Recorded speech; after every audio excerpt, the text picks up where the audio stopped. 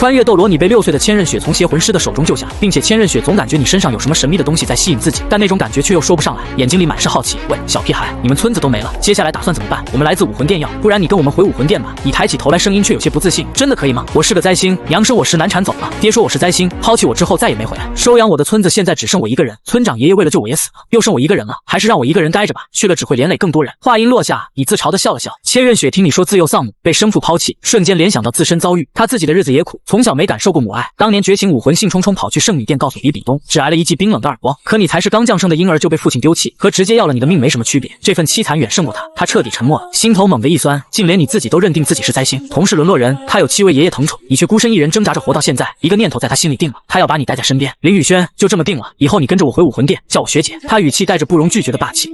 可是我是个，你声音里裹着化不开的自卑。没有什么可是，听我的，我还不信武魂殿家大业大，还能被你一个人克等。谢谢你，学姐。你再也绷不住，眼泪砸了下来。自小被抛弃，遭村人冷眼排挤，唯一疼你的村长爷爷死在面前，攒了好几年的委屈在这一刻全涌了出来。3个时辰后，千道流提着2只奄奄一息的魂兽回来，搁在千仞雪面前。小雪，过来，杀了这2只魂兽取魂环。好的，爷爷。千仞雪虽然有点怕，还是走上前，从魂导手镯里摸出匕首，对准其中一只光明独角兽刺下。片刻后，黄色魂环缓缓凝聚，他抬手照出天使武魂，正要引魂环入体，你身上突然闪过一缕极淡的神圣气息，快到几乎抓不住，却被千道流敏锐捕捉。千仞雪身后的天使武魂眼底骤然亮起微光，竟似生出了灵性，他吸收魂环的动作也停了下来。爷爷，我的武魂好像嫌这个魂环年限太低，不想吸收。千道流眉峰一挑，他继承天使武魂多年，从未听闻武魂能自主排斥魂环。小雪，你确定没感觉错？千仞雪重重点头。爷爷，怎么办？继续找，直到找到最合适的为止。那要找很久吗？千道流毫不在意，放心，以爷爷的实力，很快就能给我们家小雪找到合适的魂兽。千仞雪想了想，爷爷，我的天使武魂好像能指引方向，带我找最适配的魂兽。千道流眼睛一亮，就这么办。那道神圣气息散出之后，你再次晕了过去。千道流一手揽着你，带着千仞雪飞上高空，顺着武魂的指引搜寻合适的魂兽。星斗大森林竟非本是怕招惹高年限魂兽，可千道流这个级别的强者根本无需顾忌，沿途魂兽感知到他的威压，全都远远遁开，没一个敢上前挑衅。最终顺着武魂指引，几人落到一处山洞前，洞里栖息着一只4320年的神圣天马兽。小雪，确定是这头？千道流看着洞里的天马，这年限足足是普通魂师第一魂环极限的10倍。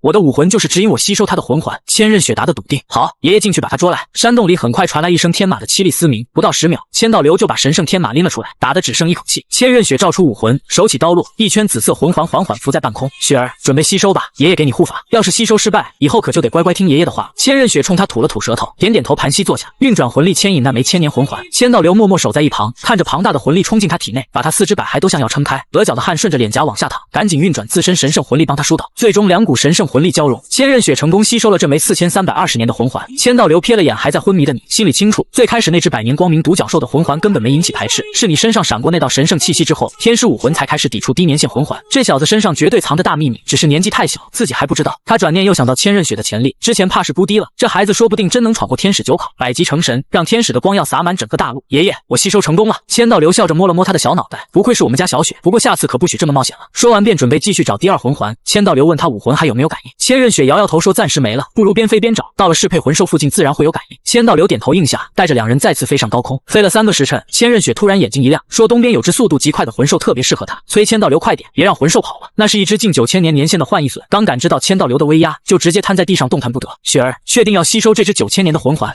我想好了，就吸它。千仞雪照出武魂，第1魂环亮起，天使圣光破，炽烈的神圣光翼聚拢成一道流星直冲出去，既能净化自身异常状态，又能消融对方魂力，沿途留下的神圣能量还能随心引爆，直接将幻翼隼击杀。一圈紫的发黑的魂环缓缓浮起，他盘膝坐下吸收，3个时辰后顺利炼化，获得第2魂技虚无之翼，自身化虚，免疫100%物理伤害，速度提升50%，之后每提升10级魂力，速度增幅再加10%。好丫头，爷爷以你为荣，你将来一定能达到我从未企及的高度。千道流欣慰地摸着他的头，你在千仞雪吸收第2魂环时就醒了，睁着圆溜溜的眼睛好奇地看着整个过程，小声念叨：天使是救了我的天使。千仞雪听见你的声音，转头冲千道流晃了晃胳膊，爷爷，我想把小轩带回去，行吗？千道流扫了你一眼，心里清楚你体内藏着等级不低的神圣属性武魂，之前魂环排斥的遍布多半和你有关，长大以后必然是千仞雪的得力助力。当即点头，当然可以，这孩子孤身一人，带回去也不过多双筷子，武魂殿还养得起。傍晚时分，3人回到武魂城供奉殿，千仞雪拉着你回她的院子，你好奇的东张西望，忍不住问：这里就是姐姐的家吗？好大，好壮观。千仞雪揉了揉你的脑袋，以后你就跟姐姐住这儿，先等我一会，我出去办点事，马上就回来。她吩咐下人给你收拾一间厢房，找几身合身的衣服，转身往教皇殿去了。小公子，请随我们来，带您去沐浴更衣。你迈着小短腿跟在女仆身后，到了浴室正准备脱衣服，见女仆们都没打算出去，便红着脸开口：各位姐姐，能不能先出去啊？我想自己洗。女仆们笑着应声退了出去。等你洗完换好衣服出来，刚好撞见千仞雪红着眼睛从外面跑回来，她看见你站在廊下盯着她，瞬瞬间脸颊发烫，哭的样子被你看见，他这个姐姐的微信都要没了。你拽了拽他的衣角，软乎乎的声音传过来：“姐姐，你好像哭了。”他蹲下来揉了揉你的发顶，才没有，是风太大，沙子迷眼睛了。目光落在你身上，忍不住多揉了2把。换上合身衣服的你像个精致的小正太，尤其是那双蓝眼睛，像盛着满天碎星，揉着揉着竟上了瘾。玉洁的心情一下就敞亮。暗处的千寻疾看着这一幕，嘴角直抽。他怎么不记得自家女儿有爱揉人脑袋的习惯？多半是平时被他和千道流揉多了，找着机会体验手感。本来还担心你刚来会欺负千仞雪，现在看你能在他的蹂躏下好好活着就不错了。千寻疾转身往供奉殿深处走，找到在天使神像下打坐的千道流。父亲，雪儿这次的魂环到底怎么回事？你我都是6翼天使武魂，当初吸收魂环时，从来没出现过武魂自主挑拣的情况。你说雪儿身上的异常，这一切多半和那个叫林雨轩的孩子有关。千道流把之前你身上2次闪过神圣气息的事告诉了千寻疾，我猜他绝对是等级不低的神圣属性武魂，不然不可能3岁就有神圣之力护体。等他长大，正好能当小雪的左膀右臂，所以我才没反对小雪把他带在身边。千寻疾点点头，又提起另一件事，父亲还记得化形的蓝银皇吗？不久前有线索说他和唐昊待在一起。唐昊，唐晨的小孙子，下一任昊天宗宗主，大须弥锤的继承人。你打算怎么做？我想把蓝银皇抓回来给冬儿。当年的事现在追究谁对谁错已经没意义了，他有错，我也有错，那只蓝银皇就当是我给他的补偿吧。千道流叹了口气，那就依你去吧。千寻疾拜别千道流，回教皇殿处理积压的事务。这边你好不容易从千仞雪揉脑袋的魔爪里逃出来，幽怨的看着旁边笑弯了眼的千仞雪，本来是想哄她开心，结果自己遭了罪。不过看她不哭了，倒也不亏。千仞雪这下总算明白，为什么爸爸和爷爷总爱揉她的脑袋，这软乎乎的手感确实让人上瘾，根本控制不住。你在供奉殿的日子就这么热热闹闹的过了3年。3年后，供奉殿后山训练场，千仞雪收了剑，走到休息区，直接靠在你身上。小轩别动，让姐姐靠会，天天训练累死了。好好好，不动，谁让你是我学姐呢？歇会吧，别总把自己逼那么紧。这3年你们形影不离，除了他猎取第3魂环那次你没跟着，其余时间几乎都待在一块儿。他靠在你肩膀上，声音懒懒的：“小轩，明天就是你觉醒武魂的日子了，不好奇自己的武魂是什么吗？”之前他还担心你觉醒废武魂，特意跑去问千道流，得知你必定是神圣属性的超级武魂，才放了心，还暗自琢磨你身上那股总引着他亲近的气息，说不定就是同源的神圣属性。不好奇是假的。你低头看着靠在肩上的人，语气认真：“我就想觉醒个厉害的武魂，以后保护我的学姐。”千仞雪脸颊一红，转过头嘴硬：“呸，谁要你保护？我厉害着呢，要保护也是我保护你。”这话倒不是吹牛，他当初吸收完2个千年魂环时，魂力就有24级，苦修1年半突破30级，融合天使套装头部魂骨后，成功吸收了一只15000年的棱镜兽，获得第3魂技天使棱镜，身周能凝聚一面棱镜护罩，承受范围内的物理能量攻击都可反弹。你笑着顺他的话：“好好好，我学姐最厉害。”千仞雪心里总觉得奇怪，明明她是姐姐，你是弟弟，可你总像个哥哥似的，处处让着她，宠着她。傍晚侍卫来传话，说外出猎捕魂兽的教皇回来了，让你们俩赶紧过去。千仞雪一听爸爸好几个月没回来，直接抱着你往教皇殿飞。刚到千寻疾房门口，就听见里面医师的声音：“教皇这次伤得很重，怕是要近1年才能恢复。”你们俩推开门冲进去，千仞雪扑到床边，带着哭腔喊：“爸爸，你看看雪儿，雪儿来了。”千寻疾睁开眼，吃力的抬手摸了摸他的头：“傻丫头，爸爸没事，养1年就好了。”千道流在旁开口：“小雪，先出去，让你爸爸好好休息。”千仞雪趴在床边不肯走，说要在这里陪着爸爸。千道流指尖轻点他后颈，让他昏睡过去，转头对红着眼圈的你说：“小轩，先把你姐姐抱回去休息。”好的，千爷爷。你抱着千仞雪往外走，千道流和千寻疾看着你的背影，嘴角同时抽了抽，莫名有种自家小棉袄被人拐走的错觉。千道流留下一句去找疗伤药草，转身也离开了。千寻疾重伤，店里大大小小的事务暂时都得他担着。千仞雪还小，压不起这担子。另一边，圣女殿里的比比东听到千寻疾重伤归来的消息，放声大笑：“千寻疾，你也有今天！我忍了整整9年，当初要不是你拆散我和小刚，我早就过上想要的日子了。这次你重伤，真是千载难逢的机会。说起来还要谢谢唐昊，这次你必死无疑。”他脑海里突然响起冰冷的神音：“罗刹神考第1考，杀死一位天使一族族人，吞噬其灵魂。”这是他藏了最久的秘密，没人知道他在杀戮之都获得了罗刹神传承，完成9考就能百级成神。他唇角勾起阴冷的笑：“天使一族的族人，千寻疾，连神都要你死，徒儿今天就好好给你尽尽孝心。”你抱着千仞雪往院子走，晃了晃怀里的人：“姐姐，醒醒，快到了。”见他没反应，知道他是太难过不愿醒，故意叹了口气：“姐姐你好重，我快抱不动了。”话音刚落，怀里的人直接扭头在你胳膊上狠狠咬了一口，你疼得嘶了一声，知道他醒了。我的好姐姐，我才6岁啊，能把你抱回来已经很不容易了，你这是要累死我啊！嘴上抱怨着，你还是没把他放下来，一直抱到床上才轻轻搁下。好了，你先好好睡一觉，别忘了明天还要帮我觉醒武魂呢。说完带上门出去，留千仞雪一个人脸红心跳的躺在床上。他暗下决心，等自己变强了，一定要把伤爸爸的人狠狠揍一顿。想着想着就睡沉了。你回到自己房间躺下，脑海里突然响起机械音：“能量已满，系统重新激活中，10%、50%、100%。”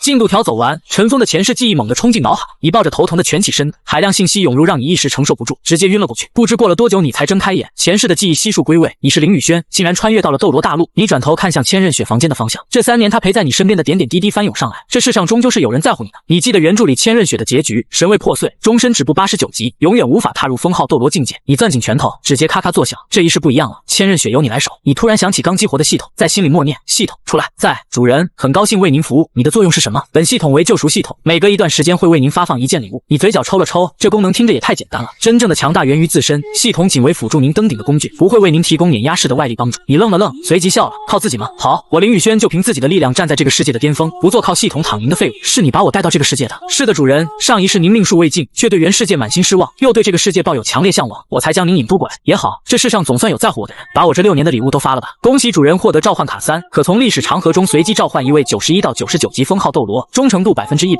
获得天使晶核1，来自其他位面天使一族，吸收后可实现实力值的飞跃，获得极天镜，可观测周身万米内任意地点景象，获得屏障11，可指定一处地点，20年内不受外力因素干扰，几件物品凭空出现在你手里，你有点哭笑不得。召唤卡暂时用不上，身在武魂殿，安全无虞。天使晶核你打算找机会给千仞雪，自己拿着没用。看着手里的屏障时，你抬头望向天空的方向，你太清楚神界那些人的小动作了。唐三一路的机缘不过是神界背书的结果，修罗神给他兜底，海神那个混账甚至恶意干预天使9考，在幻境里安排下作桥段折入千仞雪。这块屏障时来的正好，刚好把整个武魂殿护住，不受神界那些脏手干预。一夜过去，清晨千仞雪来找你，叫了半天没反应，就坐在床边捏你的脸，软乎乎的手感让他忍不住多捏了2下，心里还想着以后不知道哪家姑娘能捡到这么好的小轩，真想把你一直留在身边。你迷迷糊糊醒过来，含糊抗议，谁又掐我脸？千仞雪赶紧收回手，一睁开眼看见是他，鼓着腮帮子，学姐，你又捏我脸，快起床，太阳都晒屁股，今天可是你觉醒武魂的大日子。他转身先出了门，你这才想起昨晚梳理记忆几乎一夜没睡，赶紧爬起来换衣服。出门的时候，千仞雪就在门外等着，拉着你的手往教皇殿后院走。千道流早就在那里等着了，他特意选了隐蔽的地方，不打算把你的武魂觉醒暴露在旁人面前，毕竟之前就猜你是等级极高的神圣属性武魂。爷爷，我把小轩带来了。千爷爷好。千道流随手一挥，6块觉醒石在你身边为惩罚阵，你身子缓缓浮起，体内的武魂慢慢苏醒。此刻教皇殿密室里，重伤静养的千寻疾刚喝下比比东送来的药汤，就见密室门被推开，比比东走了进来。比比东，你进来干什么？千寻疾心里猛地一沉，升起强烈的不祥预感。比比东一步步走近，放声大笑，我来干什么？来讨9年前的债。他双眼猩红，双拳紧握，背后猛地伸出8根覆满剧毒的猪腿。千寻疾立刻想催动武魂附体，他就算重伤也是95级封号斗罗，可突然发现全身魂力彻底滞涩，根本运转不动。他怒视着比比东，我的好老师，别挣扎了。比比东冷笑，刚才的药汤里我下了特制的毒，就算是96级超级斗罗也挣不开。就在他走到千寻疾身边，准备动手吞噬他的灵魂时，变故陡生。后院觉醒阵中，千道流持续往阵内输送魂力，直到输出的魂力强度抵到90级门槛，你身上终于出现变化，武魂殿上空瞬间被镀上一层鎏金色，一道通天彻地的金色光柱直砸下来，将你牢牢裹在中央。千仞雪看着光柱里的你，声音都发紧，爷爷，小轩他怎么了？小雪，别担心，小轩他应该也是神圣属性的神级武魂，看来我之前猜测的超级级别还是小看他了。话音刚落，千道流瞳孔骤缩，捕捉到你身上一股熟悉到骨子里的气息。漂浮在空中的你身形骤变，乌黑短发化作和千仞雪一样的金色长发，皮肤银白通透，双眼缓缓睁开，漆黑眼瞳化成蓝金色，眸底有星辰缓缓流转。你身后凝聚出一尊4翼天使虚像，世间燃着灼灼火焰，左手持枪，右手持盾，神圣威严不容侵犯。赤天使虚影逐渐放大凝实，浩瀚的神圣能量瞬间充盈整座武魂城。千道流脸上的震惊再也压不住，他清晰感知到你的赤天使武魂品级还在他的6翼天使之上。武魂城内所有瞧见赤天使虚像的人都以为是天使神显灵，巡逻队各阶主教纷纷跪倒，在神圣能量的笼罩下心神安定，情不自禁俯下身拜见天使神大人。山呼声响彻全城时，赤天使虚影凝实，径直钻入你体内。意象还未结束，先前金色的天空骤然晕开9彩理匣，各类元素能量蜂拥汇聚，尽数灌入你体内。你右手缓缓张开，一柄流转着9彩流光的长弓在掌心凝聚成型。千道流看得几乎失神，他先前只猜你是超级品级的神圣属性武魂，没想到先觉醒了品级压过6翼天使的赤天使，紧接着又冒出一尊神级武魂，双生神级武魂。他心头震撼，此子有成神之姿，当真是天佑武魂殿。此刻教皇殿密室里，千寻疾眼看着比比东的猪毛直刺面门，已经做好了殒命的准备。你觉醒赤天使时弥散天地的浓郁神圣力顺着缝隙涌进来，竟意外修补了他受损的武魂本源，身上的伤势瞬间痊愈。他冷笑一声，抬手攥住刺到眼前的猪毛，掌心血色神圣力流转，任凭猪毛上的毒素如何霸道，都伤不到他分毫。比比东眸底翻涌着滔天不甘，他筹谋许久才等到千寻疾重伤无备的机会，经此一役对方有了防备，以后再无下手的可能。厉声嘶吼，这怎么可能？你明明已经中了我的毒，重伤濒死，怎么还有行动能力？我不甘心，我不甘心啊！他立即瘫坐在地上，闭上眼，声音里满是死寂。千寻疾，我失败了，你杀了我吧！千寻疾手刀劈在他后颈，将人打晕，随手封了他的魂力。毕竟他是小雪的母亲，先前自己重伤时，小雪趴在床边哭了许久，他不愿女儿再经历丧亲之痛，只盼着孩子能平安喜乐长大。他走出密室，本想找千道流问清楚方才满城神圣能量的由来，抬眼就撞见半空中赤天使降临，万道元素汇流的异象。千道流取出一枚比常规测试水晶球更大的测魂球，朝你招手，来，小轩，伸出右手测测你的先天魂力。你抬手按在水晶球上，球体瞬间迸发出刺眼的强光，20级，先天魂力20级。周遭围观的供奉侍从齐声惊呼。千道流看着你，目光灼烫，只觉得当初把你带回武魂殿，实在是这辈子做过最正确的决定。千仞雪凑到你身边，眼睛亮得像星星。小轩，你这2个武魂叫什么名字呀？雪儿姐姐，我第一武魂叫裁决赤天使，掌裁决之力，拥有极致之火、极致之光双极致属性。第2武魂是9级星辰弓，掌星辰之力，附带9种不同的极致属性。千道流几人听得嘴角直抽，整整11种极致属性，寻常魂师终其一生能得1种已是天纵奇才，已经深具11种，这等天赋简直闻所未闻。众人愣神的间隙，2圈淡金色与银蓝色交织的光环以你为中心骤然铺开，是领域，双生领域。赤天使领域可增幅自身全属性30%，削弱敌方30%，对黑暗属性目标效果翻倍。领域内能加快自自身魂力恢复，压制对手魂力流转，还可施展瞬移，效果随魂力提升同步增强。星辰领域能接引9天星辰之力，只要穹顶有星辰在，你的魂力便永不枯竭。夜间更可借星辰之力隐身，封号斗罗之下难以察觉。你走到千仞雪面前，眼底带着少年人独有的亮堂劲儿。雪儿姐姐，这下我有保护你的力量。千仞雪看着你愣了神，武魂觉醒后你模样张开了些，原本只是软萌可爱，此刻身上附着一层阳光似的暖意。她脸颊刷得红了，一声刻意的咳嗽打断了两人间的氛围。千寻疾黑着脸走过来，再晚一步，自家精心养的小棉袄怕是要被拐走了。千道流抬眼扫过他气息平稳的周身，眉峰一挑，你身上的伤好了？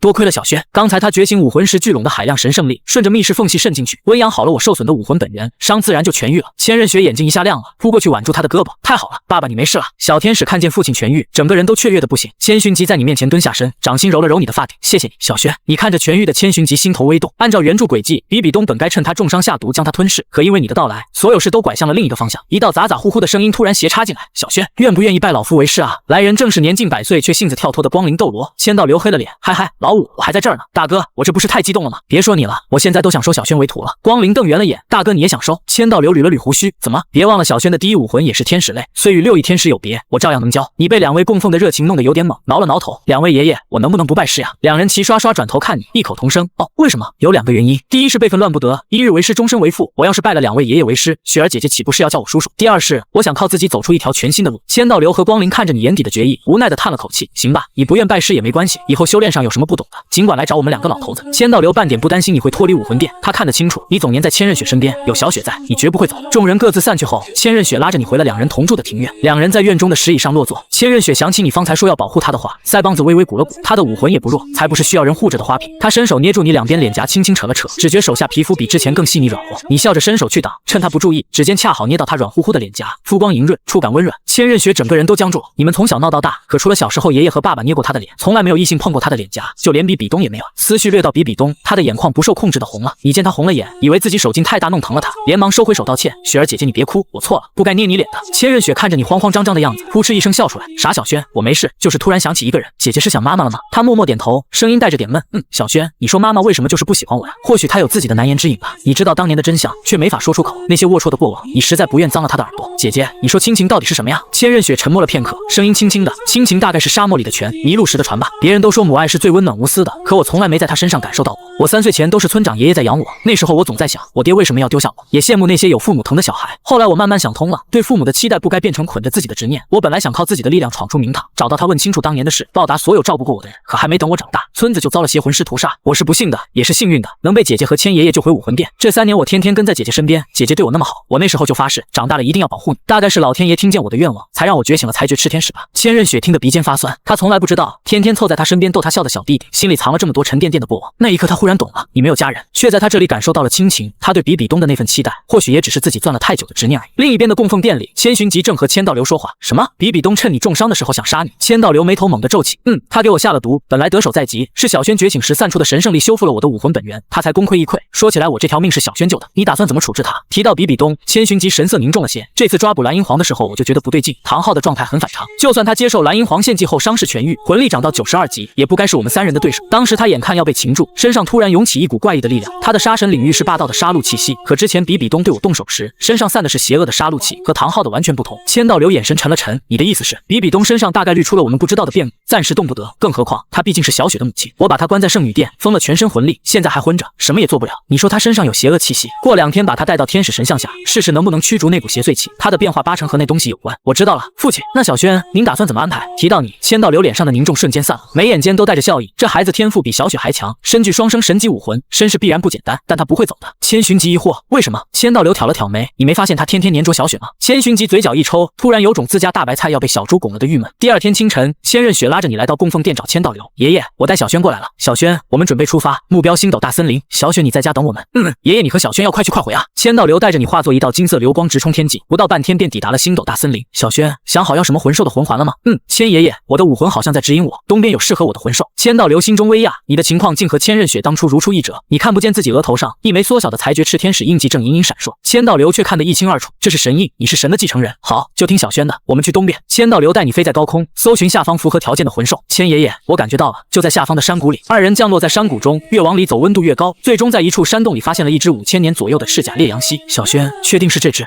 千爷爷，我确定就是它。既然是神的指引，应当不会出错。千道流身形一动，不到30秒，便将那只赤甲烈阳蜥打得奄奄一息，扔到你面前。小轩，杀了它！你没有犹豫。魂师猎杀魂兽，提升实力，本就是修炼的法则。你武魂附体，背后展开4双翅膀，右手凝出天使圣枪，一枪刺下，赤甲烈阳蜥彻底断气，一道紫色魂环在尸体上方缓缓凝聚。你盘膝坐下，引动魂环入体，1个时辰后，你吸收成功，站起身来。千爷爷，我吸收成功了。千道流眼中满是满意，不错，这只赤甲烈阳蜥给你提供了什么魂技？你脚下第一魂环亮起，手中天使圣枪瞬间泛红，爆裂气息顺着枪身弥漫开来。千爷爷，我的第一魂技叫天使烈阳击，能提升自身力量70%，穿透力50%，有50%几率无视物理防御，将爆裂能量汇聚在枪上，命中敌人后能量会注入对方体内，从内向外炸开。千道流嘴角微抽，第一魂技就强横到这种地步，哈哈哈！不愧是小轩，果然没让爷爷失望。事不宜迟，接下来为你找第2魂环。好的，千爷爷，我们去北边，那边有适合我的魂兽。二人来到一片特殊的森林，空气中充斥着浓郁的光属性能量，遍地都是外界可遇不可求的光属性药草。他们的目标是森林深处的幻光翼龙，亚龙众超级魂兽，天赋能力为幻光虚化。千道流释放出恐怖威压，直接将那只9000多年的幻光翼龙压在地上。你忽然开口，千爷爷，能不能先把周围封锁起来？我想借这只魂兽测试一下实战能力。可以，爷爷给你盯着，它跑不掉。不过这只幻光翼龙年限近万年，你要小心。我知道了，千爷爷，你直接武魂附体，翅膀展开，天使圣枪握在手中。幻光翼龙眼露不屑，张口吐出一道龙息，你左手照出天使光盾挡下，翅膀一震便闪到它身侧，赤天使领域展开增幅自身，随即发动瞬移落到幻光翼龙背上。第一魂环亮起，天使圣枪通体赤红，一枪刺入龙身，爆裂能量疯狂涌入。幻光翼龙吃痛，回头又是一道吐息扫来，你立起光盾硬抗，枪中爆裂能量持续输送，硬生生打断了他发动虚化天赋的念头。你眼中冷光一闪，再次瞬移拉开距离，该送你上路了。你抬手虚握，低喝一声爆，恐怖能量在幻光翼龙体内轰然炸开，烟尘漫天。等烟尘散去，原地只剩一道深紫色魂环。千道流在一旁看得怔住，这哪里是6岁孩子能打出的操作，爆炸威力更是惊人。你盘膝坐下恢复魂力，方才连续瞬移加上引爆能量，几乎榨干了体内魂力，好在四周光属性能量充沛，恢复速度极快。半个时辰后，你睁开眼，开始吸收魂环。魂环刚入体，你毛孔便渗出血珠，赤天使领域自动展开，额头上的赤天使印记不停闪耀。千道流见状想注入魂力帮你梳理经脉，手掌刚碰到你身体，竟被直接弹开。他眼中满是不可思议，如今只能靠你自己撑过去。时间缓缓流逝，你身上的情况逐渐稳定，赤天使之力驱散了魂环中的怨念。5个时辰后，你缓缓睁眼，吸收成功。第2魂技完美继承了幻光翼龙的幻光虚化，开启后身体化作虚幻，100%免疫物理攻击，减半免疫能量攻击，持续半小时，每日可使用3次。吸收2枚千年魂环后，你的魂力等级来到23级。你清楚魂力暴涨的弊端，吸收时便主动凝视了多余魂力，以根基为重。吸收完魂环，你的身形也有了明显变化，明明只有6岁，看上去却像9岁左右的孩子。猎魂结束，千道流带着你往武魂殿飞去。途经一片废墟时，你一眼认出那是自己曾经生活的村子。你拉了拉千道流的衣角，语气带着伤感：“千爷爷，我想下去看看。”千道流扫了一眼地面，便明白了你的心思。好，我们下去。千爷爷，我想自己飞。千道流松开手，你感受着耳边掠过的风，瞬间武魂附体，4对翅膀展开，缓缓落地。曾经的村庄早已成了残垣断壁，杂草丛生，墙壁上还留着干枯的血渍。邪魂师屠戮的画面在你脑海中一一闪过。你走到一口枯井旁的废墟前，双膝跪下，眼眶泛红。村长爷爷，小轩回来了。您小时候总盼着我觉醒个好武魂，长大出人头地。您看，这就是我的武魂。你释放出裁决赤天使与9级星辰宫双武魂。村长爷爷，您放心，我会用这股力量消灭世间一切罪恶。你额头上的赤天使印记微微闪烁，一道道裁决之力涌入体内。你展开赤天使领域，将废墟周遭的邪气彻底净化，随即起身武魂附体，飞回高空，落到千道流身边。千道流将方才的一切都看在眼里，这孩子重情重义，当初救下他，或许本就是命数。千爷爷，我们走吧。你最后回头望了一眼废墟，便随千道流朝着武魂殿飞去。傍晚时分，二人回到武魂殿，你第一时间去找千仞雪。千道流看了一眼千仞雪，便返回了供奉殿。入夜，你和千仞雪站在训练场内。自从你吸收魂环成为大魂师，两人之间相互吸引的感觉便越来越强烈。千仞雪拉着你来这里，就是想证实心中的猜想。小轩，你有没有感觉到什么？你歪了歪头，感觉什么？千仞雪敲了下你的脑袋，就是你在我身上，有没有感觉到什么特别的？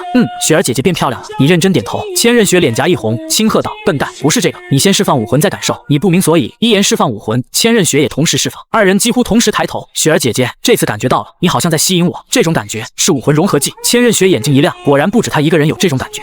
小轩，你过来，我们试一试。你凑到她身边，两人相隔仅1拳距离，可那股吸引越来越强，却什么都没发生。雪儿姐姐怎么没反应啊？小轩，把手给我。二人背对背靠在一起，十指相扣。雪儿姐姐试着运转魂力，两人身后的武魂缓缓靠近，接触的刹那，一道金色光柱冲天而起，二人的身影消失在光柱之中。千道流与几位供奉瞬间赶到现场，金鳄斗罗看着眼前的景象，对千道流道：“大哥，小雪和小轩竟然能施展武魂融合技。”千道流也满心震惊，2大神级武魂的融合技史无前例。金色光柱散去，一道金红色身影从中走出，身形形与六翼天使相似，背后却生着12只翅膀，身披金红色铠甲，手持一柄铜色长枪，正是二人的武魂融合技——神圣赤天使降临。融合完成的瞬间，两人的领域合二为一，化作神圣赤天使领域，完美继承了二者领域的所有技能。神圣赤天使领域展开，身影一闪便到了千道流面前。爷爷，你们怎么来了？神圣赤天使发出千仞雪的声音。你们弄出这么大动静，我们几个怎么能不来？神圣赤天使身形一晃，融合解除，你和千仞雪重新出现。两人脸色苍白，大口喘着气。以你们现在的实力，施展武魂融合技消耗太大。千道流闪身到二人身边，将魂力注入你们体内。见两人脸色好转，他开口问道：小雪、小轩，你们什么时候知道彼此有武魂融合技的？你摇了摇头，表示不清楚。千仞雪开口道：爷爷，就是你带小轩回来的时候感觉到的。我们现在实力太弱，只能维持3分钟左右，而且刚才是我主导，如果换成小轩主导，会是另一种形态。也就是说，我们有2个不同的融合技。千道流瞪大了双眼，2大神级武魂融合，竟能诞生2种不同的融合技。他看着二人，缓声道：融合时间短没关系，等你们实力提升，自然会变长。平时多在一起练习，提升彼此的默契。好了，没事的话，爷爷就先走了。千道流最后摸了摸你们的头，便带着几位供奉离开了。是夜，千寻疾将比比东带到斗罗殿深处的天使圣殿，千家世代守护之地。千道流已在此等候多时。父亲，拜托你了。比比东身上的邪气，唯有天使圣剑能够净化。千道流微微颔首。千寻疾沉声：父亲，我们开始吧。千道流瞬间完成武魂附体，周身散出威严神圣的气息，对着天使神像恭敬一拜。神器天使圣剑浮现身前，他双手握住剑柄，展开天使领域，魂力裹挟着天使神力疯狂涌入剑身。天使净化。下方的比比东被气息惊醒，双眼布满血丝，跪倒在地，双手抱头，发出撕心裂肺的吼叫：不，我不要！他身上不断涌出黑气，罗刹神留下的印记在净化中寸寸崩碎。不知过了多久，比比东再度昏死过去。千道流脸色苍白，这一击动用圣剑净化，对他自身消耗同样巨大。好了，你带他下去吧。父亲，我决定开启神考。千寻疾站定，当了这么多年教皇，我实力进步缓慢，想借神考突破。千道流点头，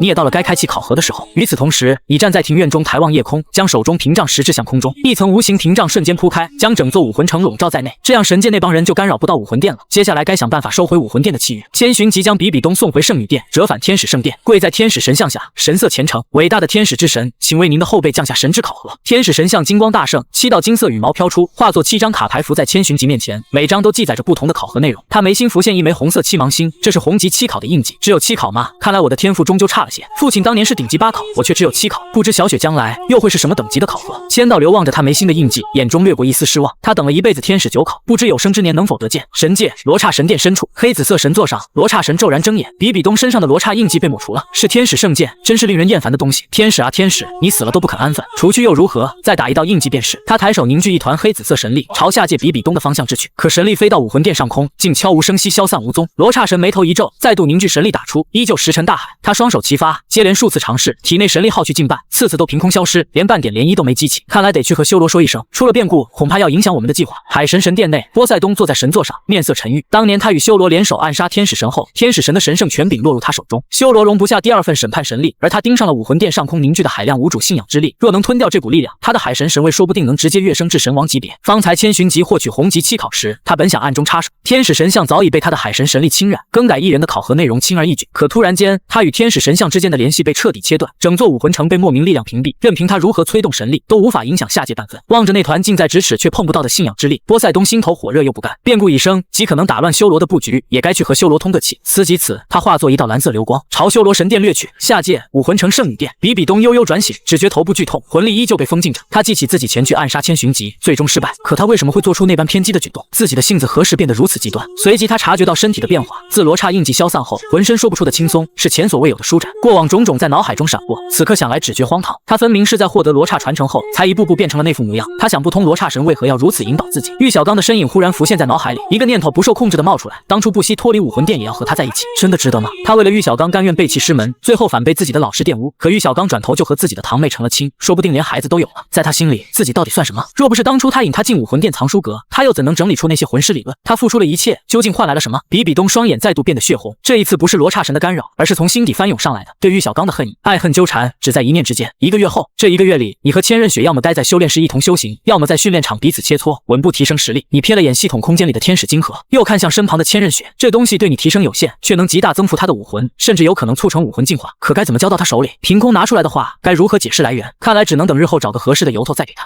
二人行至一座府邸前，小轩，我们进去吧。千仞雪拉着你走入府中。今日府中格外热闹，几位供奉都齐聚于此，连千道流也在。金鳄斗罗站在厅堂中央，怀里抱着个未满周岁的小女孩。你低声问千仞雪，那孩子是谁？天月出生时，千道流正带着你外出猎取魂环，这1个月你又闭门修炼，自然不知道他的存在，直到今日才知晓金鳄斗罗还有个孙女。你心里有些意外，原著里从未出现过这个人物，想来是有什么特殊缘由。系统能查一下天月的先天魂力和武魂吗？宿主天月，武魂黄金鳄，先天魂力9级。你微微点头，先天9级魂力，再加上武魂殿的资源与金鳄斗罗的亲自教导，将来妥妥是一位封号斗罗。你和千仞雪走到小天月身边，或许是二人都身负天使武魂，气息让孩子觉得亲近。原本因生人多而哭闹的小天月，竟立刻安静了下来。你看着襁褓里的孩子，心里有了盘算。距离原著那届全大陆魂师大赛还有14年，届时你20岁，至少也有魂斗罗修为。以这样的实力去参赛，未免太欺负人。天月的年纪刚好合适，可比所谓的黄金一代有潜力多了。宴会结束，你和千仞雪返回居住的庭院，继续修行。与此同时，天斗帝国法斯诺行省圣魂村，一道身披破烂黑袍的身影抱着个婴孩走进了这座普通的小村庄。来人正是唐昊，怀里的孩子便是唐三。唐昊扶着墙面咳出一口血，体内5脏6腑多出一位。上一战中体内突然爆发的力量助他击退了千寻疾等人，可副作用也几乎要了他的命。他带着唐三在村里住了下来，看着怀里不哭不闹的唐三，唐昊有些意外。当初和千寻疾大战3天3夜，他本以为这孩子早就没了，没想到竟活了下来，还格外安静。路过一处猪圈时，看着里头正在产崽的老母猪，唐昊动了心思。这一路他只给孩子喂过些偷来的兽奶，眼下再没处找奶水，反正都是奶，想来也没什么区别。于是襁褓里的唐三便趴在老母猪身上喝起了猪奶。唐昊在村里开了间铁匠铺，赚来的钱大半都换了酒。至于唐三，饿不死就行，每天给孩子喝的不是发馊的羊奶，就是老母猪的奶。躺在破烂的木板床上，唐昊借酒精麻痹自己。他真的做错了吗？可一个人追求力量又有什么错？有些东西总要失去了才懂得珍惜。他看向唐三，心底冒出个阴冷的念头，或许你的到来本身就是个错误。人类与魂兽生下的孩子和杂种有什么分别？他想起了狼道那种人与魂兽的混血物种，他倒要看看这孩子最后会长成个什么东西。阿银清灵绝美的面容浮现在脑海，唐昊双拳骤然攥紧。是他错了吗？不，他没有错，错的是武魂殿，是武魂殿害得他与阿银分离。武魂殿，他唐昊此生必灭之。神界，修罗神殿，修罗神立于殿中，海神与罗刹神站在他面前，将下界发生的异常一一禀明。修罗，你的计划恐怕要生变数。我本想引诱比比东除掉天使一族的人，助他开启罗刹神考，借机掌控他。可方才我发现他身上的印记被天使圣剑净化了，我想重新打下印记，神力却次在武魂殿外凭空消失，试了多少次都没用。海神在旁接话，我这边也是一样。当年你我联手除去天使神后，我便暗中掌控了天使一族的神考，在考核里动了手脚，让他即便成神也发挥不出全部实力。可现在我与下界天使神像的联系突然被彻底切断了。听完二人的话，修罗神不以为意的摇头，你们的意思是下界武魂殿被一股莫名力量护住，怕影响后续计划？不必担心，就算我们干涉不了，又能如何？比比东继承不了罗刹神位，就只剩一个未来的天使神，就算他顺利成神，又能怎样？我修罗乃是神王之位，他区一级神也配与我抗衡？可当他神念扫向下界，眉头却骤然皱起，不对劲，我分明早已将武魂殿的气运拨给了我的继承人，怎么他身上的气运还在不断流失？修罗神大手一挥，试图再次拨动气运，将其导向自己的继承人。这一次他失败了，屏障之下，武魂殿的气运稳如磐石，任凭他如何催动神力，都无法撼动半分。修罗俯视下界，武魂殿的气运凝如实质，他竟无法波动分毫。既然武魂殿的气运动不了，他的目光便转向了2大帝国。武魂殿的动不了，这2国的国运就当给我继承人的礼物。要怪你们就怪武魂殿吧。修罗伸手将2大帝国的国运尽数剥离，转化为气运，注入到还扒在老母猪身上喝奶的唐三体内。看着继承人身上的气运不断攀升，终究还是比武魂殿差了不少，但也足够支撑他成神了。唐三忽然松开嘴，隐约觉得身上多了些什么，茫然片刻，又低下头继续喝奶。另一边，2大帝国被强行剥离国运后，叛乱四起，皇室威严一落千丈，民间怨声载道。这一世千仞雪没有去天斗帝国卧底，可国运缺失之下，2皇子雪清河早早死于大皇子的刺杀，3皇子雪海藏猎取魂环时命丧高阶魂兽之手，雪崩依旧如原著一般伪装成纨绔子弟，只是这些都是后话了，一切都变了，又好像什么都没变。至于七宝琉璃宗的气运，修罗根本看不上眼，那点气运注定了宗门未来的衰败。做完这一切，殿外忽然来了位不速之客，来人一身紫袍，面容隐在阴影里，只露出一双猩红的眼眸。修罗违反神界规则，速随我往神界委员会领罚。修罗暗骂一声，靠，我刚弄完毁灭这就找上门了，合着他一直盯着我呢。可为了自己的继承人，他还是动身前往神界委员会，大不了就是进神境之地，忍到神位传承完成，自己也就自由了。与此同时，下界武魂殿的密室内，你端坐其中，向系统发问，裁决炽天使武魂是不是你给我的？是的，宿主，您刚来到这个世界时，我便将这个武魂赋予了您，也就是说，我另一个9级星辰宫武魂是这一世父母遗传给我的。你感受着体内的9级星辰宫觉醒武魂，这1个月来一直隐隐有个猜测，如果裁决炽天使来自系统，那这把弓必然源于血脉，就算是变异武魂，本源也至少是个超级武魂。拥有这般强势武魂的人，不可能默默无闻，更不会轻易抛弃自己的孩子。真相只剩一个，拥有超级武魂的人行走大陆，要么被各大势力招揽，要么因威胁到他人地位，招揽不成反遭追杀，得不到便毁掉。你很快想通了关节，父母当年不是故意抛弃你，多半是受人追杀，为了保你性命才将你留下。系统，你是不是知道些什么？宿主，本系统确实知晓，只是您当前实力尚弱，当年您父亲却是遭人追杀，等您实力足够，系统自会告知详情。我最后问一句，当年追杀我父亲的人里有没有武魂殿？你心头悬着一口气，最怕的就是一边是杀父之仇，一边是千道流与千仞雪的救命之恩，到时候进退两难。然，回宿主，当年追杀您父亲的人没有武魂殿参与，悬着的心彻底落回实处，没有就好。我要达到什么境界，你才能告诉我当年的真相？7环，等您成为7环魂圣，本系统自会将一切和盘托出。得到答案，你起身走向训练场。深夜，训练场空无一人，你召唤出武魂，看着手中的天使圣枪，有了自己的打算。这片大陆上，魂师的魂技大多来自魂环，能自创魂技的人寥寥无几。你要开发出属于自己的自创魂技。天使圣枪的形制和你前世见过的长枪大致相仿，前世你也曾学过些基础枪法，手握长枪，脑海中不断回溯着当年练过的招式。一夜过去，晨风吹过训练场，你依旧持枪而立，反复演练，终于完整记起了前世的枪法，只是用起来还十分生疏。天已大亮，你没有停下，汗水浸透衣衫，手臂酸痛发麻，仍咬着牙挥舞长枪。上午9点，千道流带着千仞雪来到训练场，一眼便看见了场中练到极致的你，手中长枪的速度渐渐慢了下来，终于支撑不住，身体一软倒在了地上。千仞雪立刻冲过去，将你揽进怀里。小轩，你怎么了？你睁眼看见自己靠在千仞雪怀里，脸颊一热，有气无力的开口：“雪儿姐姐，没事，就是训练过度了。”说完便沉沉睡了过去。千道流走上前，伸手探查你的身体状况，这孩子练到脱力才停，休养一阵就好。小雪，你接着训练，我带小轩下去休息。千道流看着你，眼中闪过一丝心疼。自从觉醒武魂，你每天不是冥想修炼魂力，就是泡在训练场练枪，努力程度甚至超过了当年的千仞雪。当初他偶然救下你，察觉你身上的异常，赌了一把将你带回武魂殿，如今看来是赌对了。看着你额间的炽天使印记，千道流猜想你多半是某位神奇的继承人，身上散着微弱的神性，未来成神的概率极大。他也算看着你长大，你素来听话懂事，天赋又强，早就在他心里占了半个孙子的位置。千道流最后摸了摸你的头，转身回了训练场。他走后，你额间的炽天使印记忽然泛起微光，散出的裁决之力不断修复着你透支的身体，体内的血液也渐渐从金红色转为纯粹的灿金色。夜半，窗外明月高悬，星光散落，夜风卷着花香漫进房间。你躺在床上缓缓睁眼，鼻间萦绕着一阵浅淡的馨香，转头便看见千仞雪趴在枕边，睡得正熟。你刚想抬手叫醒她，却发现身体已经完全恢复，甚至连体魄都略有提升。姐姐，雪儿姐姐，醒醒！你轻轻摇了摇她，没能叫醒，只好小心地将她挪到床上，盖好被子，自己轻手轻脚走了出去。望着满天夜色，你再一次走向了训练场。场中只有你一人。经过昨夜的练习，你要摸索出真正属于自己的枪法。手握天使圣枪，背后天使之翼展开，悬浮在空中，魂力源源不断注入枪身。天使圣枪通体亮起柔光，你闭上眼，静静感受着那虚无缥缈的枪意。不知过了多久，你双眼猛地睁开，手中长枪以刁钻角度直刺苍穹，磅礴气浪轰然爆发，连你自己都被震得向后倒飞，背后羽翼急速扇动，才勉强稳住身形。就是这种感觉，你握紧手中的天使圣枪，准备再试一次。圣枪破空、刺、挑、劈、砍，基础枪法行云流水，随即枪势骤变，蓄力之后猛地向前方的训练人偶刺去。轰然巨响过后，前方所有训练人偶尽数碎裂。这些终极训练人偶本可硬扛5环魂师的全力一击，也就是说，你这一式圣枪破空的威力已经达到了6环魂帝的级别，5环魂王应接必受重伤，修为更低的更是一枪必死。另一边，千仞雪在你床上悠悠转醒，她揉了揉额头，自己本是来看你恢复的怎么样，怎么就睡着了？随即反应过来，这不是她的房间，是小轩的房间。人呢？多半又去训练场了。她双颊微微发热，心里还闪过一句：这床闻着还挺舒服的。拍了拍脸，压下杂念，她展开天使双翼，径直往训练场飞去。你还沉浸在自创魂技成功的喜悦里，没察觉到她的到来。千仞雪在一旁恰好看见了你施展圣枪破空的全过程，以她的眼力，自然认出这是自创魂技。看着那一枪的威力，她忍不住睁大了眼。若是不用第2魂技虚无之翼，她绝对接不下这一枪。就算用第3魂技反弹，这威力也超出了她能承受的极限。怪不得她总往训练场跑，原来是在自创魂技。看着你满身汗水的模样，她眼里满是心疼。小轩，你闻声转头，看见千仞雪正朝自己走来。雪儿姐姐，你怎么过来了？千仞雪没说话，走到你跟前，抬手拍了下你的额头，伸手揪住了你的耳朵。我来干什么？来抓我家乱跑的小坏蛋！疼疼疼！雪儿姐姐，我错了，快松手！听着你敷衍的道歉，她手上又加了点力气。